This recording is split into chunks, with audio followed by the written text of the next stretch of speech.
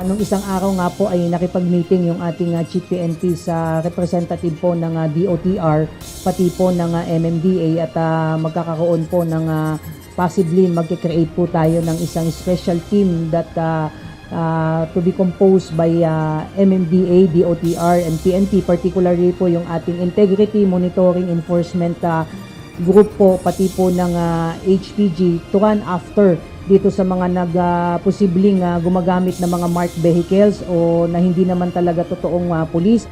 Sunod-sunod ang mga natutuklasang tauhan ng Philippine National Police na nagmumoonlighting at mga security escorts na nagpapanggap na pulis. Ang insidenteng ito ang nagtulak sa PNP para bumuo ng special team na tututok sa panghuhuli sa mga ito. Ayon kay PNP Public Information Office Chief Police Colonel Jean Fajardo, makakasama nila dito ang Department of Transportation at Metropolitan Manila Development Authority. We're just finalizing po yung guidelines na pamumunuan po yan. Maglalabas po ng guidelines yung ating Directorate for Operations. Sino-sino po ang mga units involved, particularly sa PNP. Definitely yung IMEG natin at Highway Patrol Group will be included in that team po.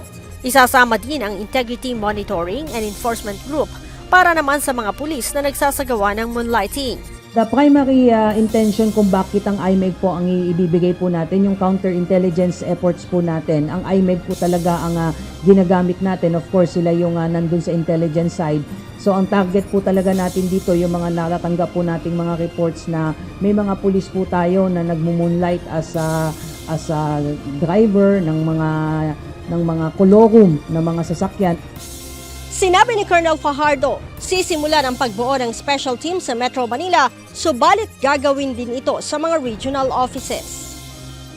Well, we will start dito sa NCR po dahil kasama nga po natin yung MMDA. But definitely, if there is a need to create a similar special team doon sa ating mga regional, then we are not naman precluded from also putting those into work po para masiguro po natin na lahat po ng mga posibleng mga may nagmo-moonlight na pulis natin at yung gumagamit po ng mga illegal blinkers at markings po ng PNP ay mahuhuli din po natin.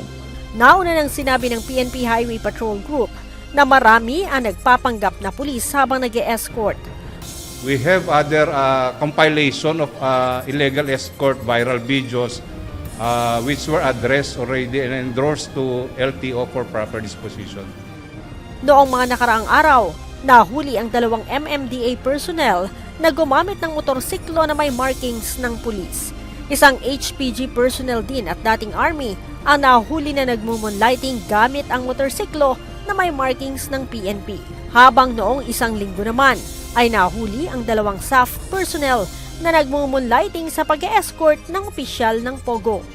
Leia Ilagan, UNTV, News and Rescue.